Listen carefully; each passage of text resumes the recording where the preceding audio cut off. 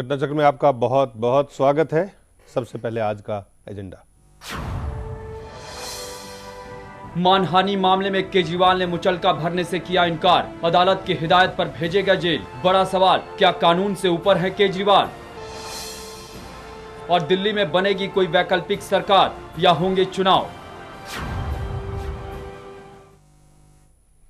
अरविंद केजरीवाल दिल्ली के पूर्व मुख्यमंत्री, 49 दिनों तक उन्होंने सरकार चलाई।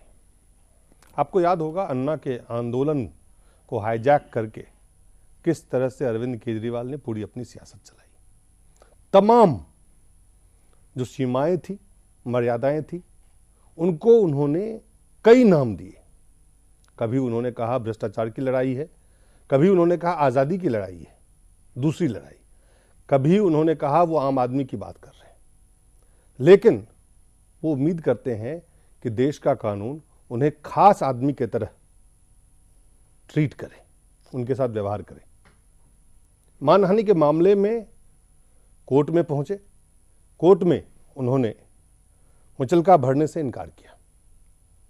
जज को उन्हें जेल भेजना पड़ा। क्या ये सब जो उनकी पूरी सियासी जमीन, जिस तरह से दिल्ली में जीरो हुआ, देश में कहीं निकल नहीं पाए, पंजाब में मुश्किल से जो स्थिति थी वहाँ पे एंटी इनकम्बेंसी और वहाँ की सरकार की वहाँ पे कुछ सफलता हासिल हुई, तो क्या अपनी खोई ज़मीन को वापस लेना चाहते हैं? इसके लिए तमाम तरह के हथकंडे अपनाना चाहते हैं ताकि वो सुर्खियों में बने रहे। हालांकि इस पर चर्चा करने की आवश्यकता नहीं थी क्योंकि मामला कोर्ट में लंबित है, लेकिन कम से कम सुर्खियों में बने रहने के लिए कोई भी सियासी दल का नेता इस हद तक आ जाए कि वो देश के कानून को सम्मान करना छोड़े, ऐसे व्यक्ति को आप क्या कहेंगे? क्या आप कहेंगे कि अरविंद केजरीवाल अराजक तत्व पूरी तरह से हैं, या अभी भी आपके मन में कुछ सवाल होंगे? हमारे साथ इस वक्त रीना गुप्ता है, प्रवक्ता है आम आदमी पार्टी के, और हमारे साथ हैं पुष्पेंद्र कुलश्रेष्ठ, वरिष्ठ पत्रकार, और भूपेंद्र धर्मानी है, वरिष्ठ पत्रकार। हमारे साथ बीजेपी के भी नेता जुड़ेंगे और कांग्रेस के भी नेता जुड़ेंगे। लेकिन सबसे पहले बिना भाषण सुने हुए हम ये कुछ सवाल हैं जो अरविंद केजरीवाल के लिए ये है, आप उनको देखें। यह है आम आदमी पार्टी के नेता अरविंद केजरीवाल। सियासत आम आदमी के नाम की करते हैं, लेकिन चाहत खास आदमी वाली है। कोर्ट में जमानत भरने से इनकार करते हैं, गैर कानूनी तरीके से बिल पेश करने की कोशिश करते हैं, कानून भी सरेआम तोड़ते हैं। सवाल ये है कि क्या ये खुद को कानून से ऊपर मानते हैं, संविधान से भी बड़ा समझते हैं?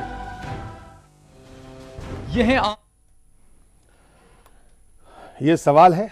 इस सवाल पे सबसे पहले हम 30-30 सेकंड में एक प्रतिक्रिया लेते हैं आम आदमी प्रवक्ता से, और दो पत्रकार हमारे जो स्टूडियो में बैठे हैं उनसे। सबसे पहले रीना गुप्ता। सर देखिए, अब ये आज बहुत बड़ी आयरनी का इशू है कि जो अपराधी हैं वो बाहर बैठे हुए हैं और अरविंद जैसे ईमानदार इंसान को जेल में बंद किया गया है। और जहां तक कि ये सवाल है, आप कह रहे हैं कि उन्होंने बॉन्ड नहीं भरा, तो ये भी एक बहुत बड़ा एक सिंबल है। मैं अभी आने से पहले अपने एक मित्र जो ह्यूमन राइट्स इश्यूज पे काम करते हैं उनसे बात करके आई थी। उन्होंने कहा कि ऐसे लाखों लोग हैं जो 10,000 रुपए का बॉन्ड ना भरने के कारण आज जेल में सड़ रहे हैं। तो अगर जज को इस बात पे देखना चाहिए कि अरविंद जैसे ईमानदार इंसान, और ऐसा नहीं है कि ये पहला केस है, पहले 3 केस में भी अरविंद को सिर्फ अपनी पर्सनल रिस्पॉन्सिबिलिटी पे बिना बॉन्ड भरे छोड़ा गया है। तो आज ऐसा क्या अलग हो गया? आज ऐसा क्या हो गया? भूपेंद्र धर्मानी जी। देखिए, मुझे ये लगता है कि जो अभी आपने ओपनिंग रिमार्क्स में ही कहा, एक व्यक्ति जो देश के संविधान को लेकर ओथ लेता है, rule of the law of the land को लेकर ओथ लेता है, सत्ता में आता है, वही उस कानून की धज्जियां उड़ाए। और मुझे हैरानी होती है जब भी आपके लोगों से बात की जाती है, केजरीवाल ईमानदार, मैं अगर उनको करप्ट कहूँ, ईमानदार नहीं है, क्या प्रूफ है?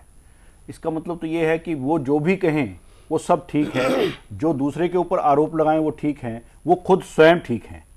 ईमानदार होने का मतलब क्या, कानून से ऊपर है? कानून से ऊपर तो बात कह रही है दीना, ईमानदार है। लगता है मैं कह रहा हूं ईमानदार है या नहीं है, सवाल हो, ईमानदार हो, लेकिन अगर आपको कानून ने, देश की जुडिशरी ने कहा है कि आपने यहां पर मानहानि के मुकदमे में ये या तो प्रूफ दीजिए या गलत है, आप इसका 10,000 रुपए का मुचलका क्या होता है, just to score a point, इसके पीछे पॉइंट स्कोर करने की बात है। पुष्पेंद्र, नहीं, पॉइंट स्कोर करना नहीं है।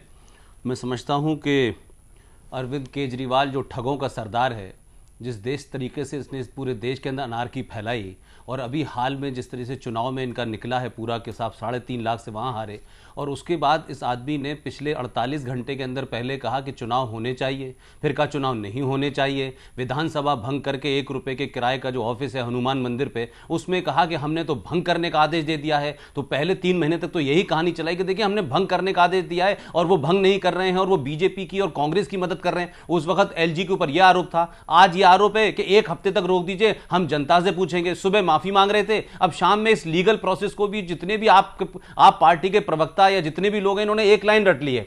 ये जब भी टेलीविजन पे आते हैं कहते हैं देखिए चोर करप्ट बाहर हैं, अरविंद जैसा अंदर है। अभी पार्लियामेंट का चुनाव हुआ है, 75% लोग उसमें नए चेहरे आए हैं, बगैर देखे ये दुनिया के हर आदमी को चोर और बुरा कह देते हैं। और अरविंद केजरीवाल से लेकर सोमनाथ भारती और राखी बिरला सब ईमानदार होते हैं इन लोगों के लिए। तो एक स्टेटमेंट है और ये बताना चाहते हैं कि ये बहुत बड़ा सेक्रीफाइस करके आए हैं, इन्होंने दुनिया की सारी नौकरियां छोड़ी हैं, ये सब कुछ करके आए और बाकी सारे चोर हैं। एक छोटा सा ब्रेक लेंगे, ब्रेक के बाद वापस लौटते हैं।